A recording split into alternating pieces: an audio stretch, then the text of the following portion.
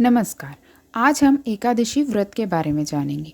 पूरे साल में कितने एकादशी व्रत होते हैं और उनका क्या महत्व है। हिंदू धर्म में पूजा पाठ और व्रत का विशेष महत्व होता है। व्रत करने से शरीर और मन भी शुद्ध होता है, इसलिए पूजा पाठ में व्रत उपवास रखने का विशेष महत्व है। हिंदू धर्म में पूरे साल में कई व्रत त्योहार पड़ते हैं, लेकिन एकादशी व्रत का विशेष महत्व है। वीडियो पसंद आए तो वीडियो को लाइक और शेयर करें और चैनल को सब्सक्राइब करें। हिंदू पंचांग के अनुसार हर माह में 2 एकादशी पड़ती है, कृष्ण पक्ष और शुक्ल पक्ष। वहीं पूरे साल में कुल 24 और अधिक मास में कुल 26 एकादशी तिथियां पड़ती हैं। प्रत्येक तीसरे वर्ष के बाद अधिक मास होने के कारण इसमें 2 एकादशी की तिथियां बढ़ जाती हैं। एकादशी के सभी व्रत भगवान विष्णु की पूजा के लिए समर्पित होते हैं। सभी एकादशी को अलग अलग नामों से जाना जाता है और सभी का विशेष महत्व भी होता है। हिंदू कैलेंडर के अनुसार नववर्ष की शुरुआत चैत्र के माह से होती है, इसलिए जानते हैं चैत्र के महीने से लेकर फाल्गुन के महीने तक पड़ने वाली कुल 26 एकादशियों के लाभ व महत्व के बारे में। चैत्र माह के शुक्ल पक्ष की एकादशी को कामदा और वैशाख कृष्ण पक्ष में पड़ने वाली एकादशी को वरुथिनी एकादशी कहा जाता है। कामदा एकादशी के व्रत से व्यक्ति को पिशाच आदि योनि से मुक्ति मिलती है। वहीं वरुथिनी एकादशी का व्रत करने से पापों से मुक्ति मिलती है और सौभाग्य की प्राप्ति होती है। वैशाख माह के शुक्ल पक्ष में मोहिनी एकादशी और ज्येष्ठ कृष्ण पक्ष में पड़ने वाली एकादशी को अपरा एकादशी के नाम से जाना जाता है। मोहिनी एकादशी में भगवान विष्णु के मोहिनी अवतार की पूजा होती है और अपरा एकादशी के व्रत से व्यक्ति को अपार सुखों की अनुभूति होती है। ज्येष्ठ माह के शुक्ल पक्ष में निर्जला एकादशी पड़ती है, जो कि सबसे कठिन एकादशी होती है। आषाढ़ कृष्ण पक्ष में योगिनी एकादशी पड़ती है। योगिनी एकादशी के व्रत से व्यक्ति को पापों से मुक्ति मिलती है। आषाढ़ शुक्ल पक्ष में देवशयनी और सावन कृष्ण पक्ष में कामिका एकादशी पड़ती है। देवशयनी एकादशी के व्रत से उपद्रवों को शांति मिलती है। वहीं सावन कामिका एकादशी व्रत के प्रभाव से व्यक्ति को मरण उपरांत जीवन की कुयोनि प्राप्त नहीं होती। सावन माह के शुक्ल पक्ष में पुत्रदा एकादशी पड़ती है। इस व्रत को करने से संतान सुख की प्राप्ति होती है।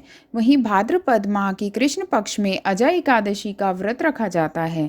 इस व्रत को करने से घर में सुख शांति का वास होता है और दरिद्रता दूर होती है। भाद्रपद मास के शुक्ल पक्ष में परिवर्तनी एकादशी पड़ती है।